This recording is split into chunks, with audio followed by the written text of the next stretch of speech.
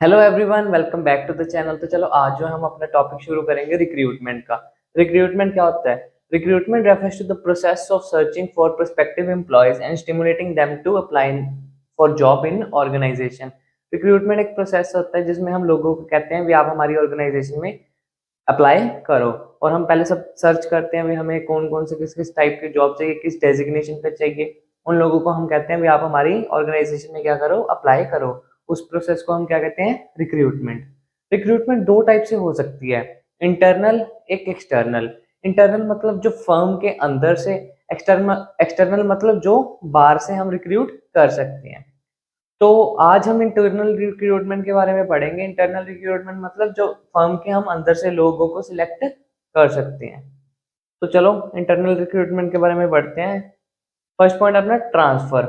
अब एक कंपनी है, एक कंपनी ले लेते हैं आप एडिडास। एडिडास के बहुत सारे ब्रांचेस है, एक पंजाब में, एक चंडीगढ़ में, एक लुधियाना में। पंजाब के अंदर ही लुधियाना आ गया वैसे। पंजाब में हो गया, अलग अलग स्टेट्स में हो गया, जैसे आप सिटीज काउंट करते हैं, बठिंडा हो गया, लुधियाना हो गया, चंडीगढ़ हो गया, XYZ, बॉम्बे हो गया, महाराष्ट्र हो गया, दिल्ली हो गया, सब हो गया। ये सारी जगह एडिडास की ब्रांचेस है। अब एक एम्प्लॉय है, उसका क्या कर सकते हैं हम? ट्रांसफर कर सकते हैं एक ब्रांच से दूसरी ब्रांच में। तो मतलब जो एम्प्लॉयज है वो एक फर्म के अंदर ही रह गए, उनको बाहर से हमें रिक्रूट करना नहीं पड़ा। मतलब फर्म के जो अंदर रिक्रूटमेंट हो जाए उसको हम इंटरनल रिक्रूटमेंट कराते हैं, कहते हैं।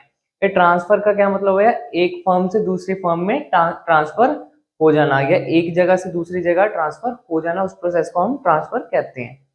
सेकंड पॉइंट अपना प्रमोशन। तो मेरी फर्म में मुझे एक इंसान की जरूरत है, ये पोजीशन पे जरूरत है, ये टॉप पोजीशन है, ये लोअर पोजीशन है। ये टॉप पोजीशन पे मुझे एक इंसान की जरूरत है, यहाँ से मैं लोअर वाला को क्या कर देता हूँ? प्रमोट कर देता हूँ। तू यहाँ पे आजा, तुझे यार 20 साल हो गए मेरी कंपनी में काम करते हुए, तुझे मैंने क्या दी? प्रमोशन दी। उस प्रोसेस को क्या कहते हैं? हम प्रमोशन कहते हैं। प्रमोशन क्या है? इंटरनल रिक्रूटमेंट का पार्ट है। मतलब यहाँ पे जो इंसान है, एक बंदा है, उसको मैंने इंटरनली रिक्रूट किया, उसको ये पोजीशन पे उसको प्रमोशन दे दी, या मैं डिमोशन भी दे सकता हूँ। जिस प्लेस पे हमें जिस पर्सन की रिक्वायरमेंट है उसके अकॉर्डिंग हम एडजस्ट कर लेंगे। तो ये पॉइंट थे अपने ट्रांसफर और प्रमोशन इंटरनल रिक्रूटमेंट के। थर्ड पॉइंट अपना ले ऑफ। अगर अपनी कंपनी कमा नहीं रही, जैसे कोविड का पीरियड आ गया, बहुत सारी ऑर्गेनाइजेशन ने अपने लोगों को ले ऑफ कर दिया, भी टेम्परेली बाहर निकाल दिया एक बारी, भी आप एक बारी ऑर्गेनाइजेशन में ना हो, हमारा प्रॉफिट्स नहीं है। तो इस प्रोसेस को हम कहते हैं ले ऑफ। इंटरनल मतलब फर्म के अंदर से लोगों को रिक्रूट करना, एक्सटर्नल मतलब कहीं बाहर से लोगों को रिक्रूट करना। सिंपल ये भाषा है अपनी इंटरनल और एक्सटर्नल की। तो इंटरनल रिक्रूटमेंट के मेरिट्स और लिमिटेशंस हम पढ़ेंगे। इंटरनल रिक्रूटमेंट के सबसे फर्स्ट मेरिट जो है वो है इंक्रीज इन मोटिवेशन।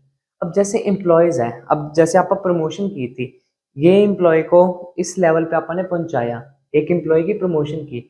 अब लोगों की इनकी मोटिवेशन बढ़ती है, भी मैं और काम करूं, ठीक है, ताकि मेरा प्रमोशन हो सके, इंक्रीज इन मोटिवेशन।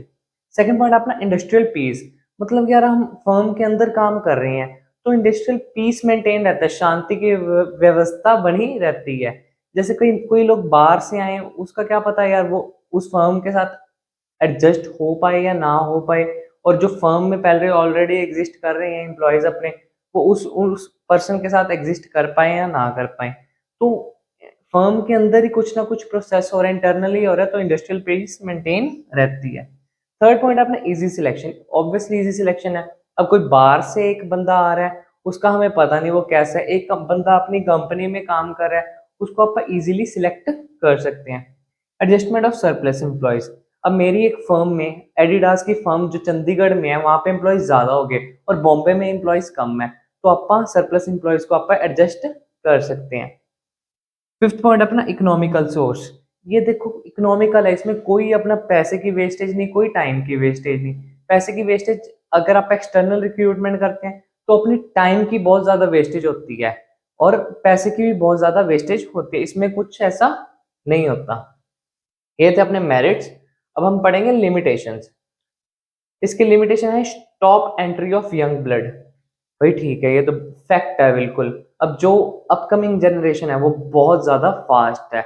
अब अपन ने यहाँ पे इंटरनली अपनी फर्म के अंदर ही काम चलाई जा रहे हैं, बाहर से किसी को लाने रहे। अब जो बाहर वाला बंदा है अगर वो यंग है तो वो तो बहुत अपनी क्या कहते हैं कंपनीज के प्रॉफिट्स में अपनी हेल्प कर सकता है। Simply stop entry of young blood. Second point अपना एम्प्लॉयज बिकम लेथार्जिक। अब एम्प्लॉयज को पता है यार मेरी प्रमोशन तो हो ही जानी है, कहीं ना कहीं टाइम पे मैं अच्छा कर ही जा रहा हूँ, चलो बॉस के साथ अच्छी बना के रख लो, तो वो लेथार्जिक हो जाते हैं अपने एम्प्लॉयज। ठीक है, ये अपनी लिमिटेशन। Employ become lethargic. उनको पता है बाहर से किसी ने आना नहीं है, हमारी फर्म में से किसी ना किसी ने रिक्रूट हो ही जाना है, कोई प्रमोशन हो जानी है, किसी की डिमोशन हो जानी है, तो उस अकॉर्डिंग वो लेथार्जिक हो जाते हैं। Not available in new organization. ये जो है इंटरनल रिक्रूटमेंट वो न्यू ऑर्गेनाइजेशन में नहीं हो सकता, तब तो हमें एक्सटर्नल रिक्रूटमेंट की जरूरत होती है। Sense of competition among employees hampered. अब मेन पॉइंट ये है, जो सेंस ऑफ कंपटीशन है एम्प्लॉयज के बीच में वो हैम्पर हो जाती है। जैसे अब अपने एम्प्लॉयज लेथार्जिक हो रहे हैं, उनको कुछ नहीं है, भी ठीक है यार फर्म तो चल रही है, हमें कल को मुझे इतना टाइम हो गया, मुझे प्रमोशन दे देगा मेरा बॉस, मैं बॉस के साथ अच्छी बना के रख लेता हूँ, तो बॉस ने मुझे प्रमोशन तो दे ही देनी है। तो उनके अंदर से स्पिरिट ऑफ कंपटीशन लूज हो रही है, खत्म हो रही है।